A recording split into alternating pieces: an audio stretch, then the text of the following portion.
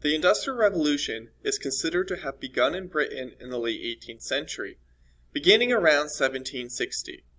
The Industrial Revolution will then last until the early 19th century, around 1840. In this presentation, I want you to consider what factors helped Britain become the first nation to industrialize, and how industrialization affected by other parts of the world. Before considering why Britain was the first nation, let's take a look at why Europe was the first continent to industrialize. Before the Industrial Revolution, Europe was behind many other nations and regions in technological development. China, India, and the Islamic world had some of the most impressive technology in weaponry, agricultural techniques, mathematical advances, and medical procedures and medicines. Europeans were often highly impressed by the advances they saw in other regions of the world. As a result, Europe would not initially be predestined for power and advancements. A few of the leading factors that enabled Europe to advance were competition, state merchant alliances, competition with Asian imports, and resources from the Americas. First, European nations were much smaller than the powerful nations of northern Africa and of Asia. The Ottomans, Mughals, Safavids, and Chinese empires did not have strong competition against each other, while the powerful nations of Europe were constantly in a struggle for a step over each other. This competition forced European nations to use all their resources to advance. European nations were also always trying to find secure sources of revenue for their government or state. As a result, nations often developed alliances with merchant groups who promised taxable income in return for government support, monopolies, and military aid. Another factor dealt with competing with Asian imports. Once Europeans rounded the southern tip of Africa and established a direct trade connection with India and China, merchants began to import the less expensive and superior quality textiles, porcelains, and other manufactured products of the industrious Chinese and Indian economies. As European consumers wanted these cheaper but better quality goods, the imports threatened domestic production. Europeans, in order to compete, began to experiment with labor and cost-saving devices, creating a culture of innovation.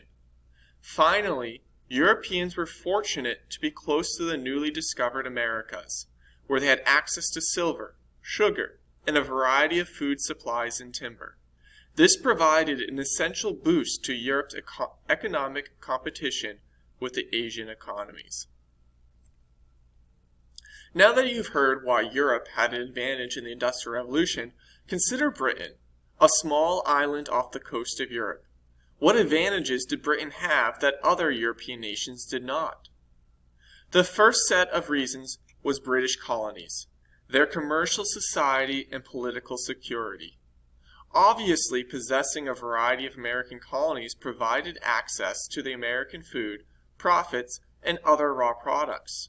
But Spain also had a large colonial empire and was very late to industrialize. Importantly, Britain had a commercial society where landowners had pushed small tenant farmers out in favor of enclosed fields for livestock.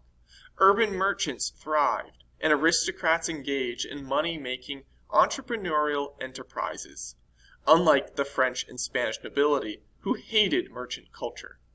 On top of this, the British were religiously tolerant, welcoming many refugees from the continent, and enjoyed a stable political system and rule of the law as established by legal precedents.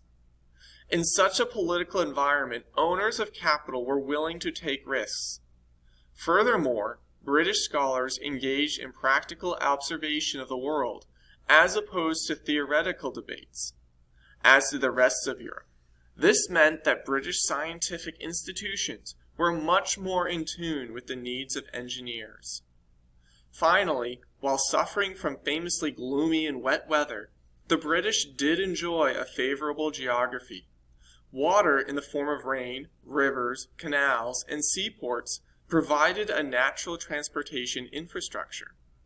Furthermore, plentiful supplies of coal and iron were near each other. Britain's island location freed it from political instability and the military campaigns of the French Revolution and Napoleonic era. As a result of British and eventually European industrialization, Europe began migrating across the world. Just over half of the European population migrated to cities in the 19th century. Even more impressive was the departure of about 20% of the population, 50 to 55 million people, headed to overseas destinations between 1815 and 1939. Europeans settled in Australia and New Zealand, overwhelming the local population and creating distant versions of Britain. In Algeria, South Africa, Rhodesia, Kenya, and elsewhere, smaller populations set up settler colonies and instituted sharp racial divisions. While Latin America did not industrialize, changes to the global transportation and communication systems such as steamships and telegrams brought Latin America into a closer economic relationship with the industrializing states. Latin America exported various metals, such as silver from Mexico, tin from Bolivia, and copper from Chile, to the north. Other nations produced food crops, such as beef from Argentina, coffee from Brazil and Guatemala, and bananas from various Central American states. The Amazon basin produced rubber, and Peru sent bird guano, used as fertilizer, to the industrial world. In return, Europe and the United States sold various industrial goods to Latin American consumers. Additionally, investments from the north stimulated growth in railways and mines, but also led to foreign control of key sectors of the economy, thus reducing regional sovereignty in Latin America. The industrialization of Britain and then Europe allowed Europe to quickly expand its power over regions in the world, as described here in Latin America.